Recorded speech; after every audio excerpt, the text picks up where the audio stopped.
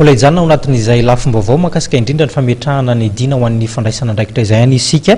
dia tokony isy ny fitandremana betsaka amin'ny fametrahana ny maro anisa ary ihany koa ny dina ny fandraisana andraikitra mba tsy hiverenana toy ny tamin'ny toe-javanseho tamin'ny fikasana anongana ny filoham-pirenena na ihany koa zany ny fitsipitokisana ny gouvernemanta toy ny niseho tamin'ny volana jolay lasa teo raha ny fanazavana nentina Andriamatoa Bettina Bruno avy amin'ny antoko UNDD arahantsika toy izao manaraka izao moa ny fanehoan-keviny.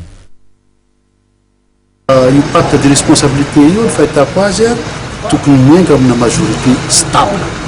majorité izay manana socle zany, manana zavatra hipetrahany tsara satria ny nataontsika teto raha virina kely atsika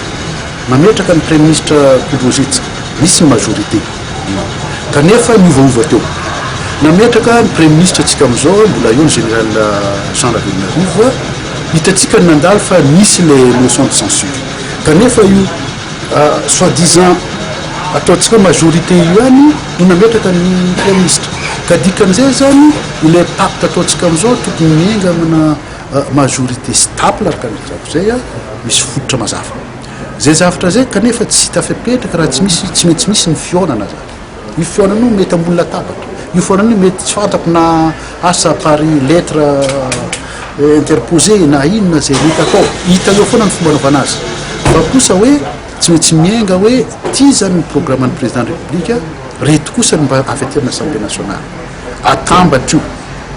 ny fanambaran'io zay no mametraka le socle